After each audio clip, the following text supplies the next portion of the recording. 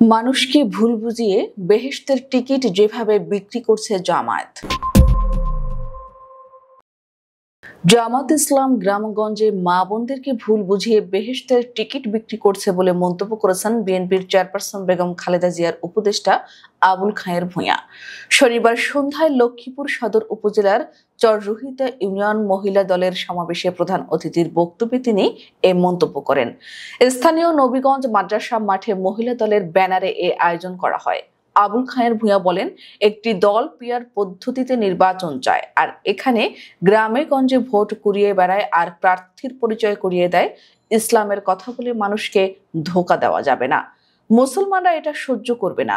গ্রামে গঞ্জে মা বোনদেরকে ভুল বুঝিয়ে বেহেশতের টিকিট বিক্রি করছে জামায়াত ইসলাম। তিনি বলেন, এটা কোথা থেকে পেল? ডিলারশিপে দিল কারা? কারা বিক্রি করে এটা আমরা জানি না। একটি দল আমাদের দেশে এই অপকর্ম করছে, আবার দাঁড়িপাল্লায় ভোট না দিলে নাকি মানুষ বেহেশতে যাবে না।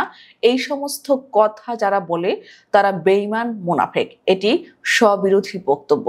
তিনি বলেন, বাংলাদেশের আগামী নির্বাচনকে কেন্দ্র করে চক্রান্তকারীদের সম্পর্কে আমাদের সজাগ এবং সতর্ক থাকতে হবে। কথায় এবং কাজে মিল থাকতে হবে। আমাদের কথায় এবং কাজে মিল থাকতে হবে। আবুল খায়ের ভূঁইয়া আরো বলেন, আমার নেত্রী বেগম খালেদা জিয়ার কথা এবং কাজে মিল রয়েছে। হাসিনার সঙ্গে তিনি কখনো আতাত করেননি, দীর্ঘদিন জেল খেটেছেন। এরশাদের সঙ্গে আতাত করেননি, জেল খেটেছেন। খালেদা জিয়ার দল বিএনপি, আমরা যেটা বলি সেটা করি। আমাদের নেতা তারেক রহমান যেটা বলেছেন, আগামী দিনে বাংলাদেশের প্রত্যেকটা লোকের দায় দায়িত্ব উনি নেবেন। কারা ভোট দিয়েছেন না দিয়েছে তাতে কিছু যায় আসে না। চরুরহিতা ইউনিয়ন মহিলা দলের সভাপতি বিনা আক্তারের সভাপতিত্বে এতে বিশেষ অতিথি ছিলেন জেলা বিএনপির সদস্য সচিব শাহাবুদ্দিন সাবু, ফুটবল ফেডারেশনের সহসভাপতি ওয়াহিদ উদ্দিন চৌধুরী হ্যাপি।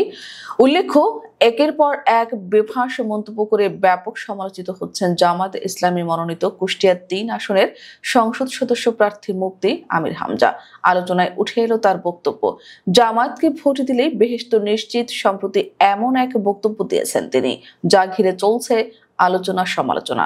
সম্প্রতি একটি টক শোতে উপস্থিত হয়ে আমির হামজার প্রসঙ্গে কথা বলেন শিশির মনির।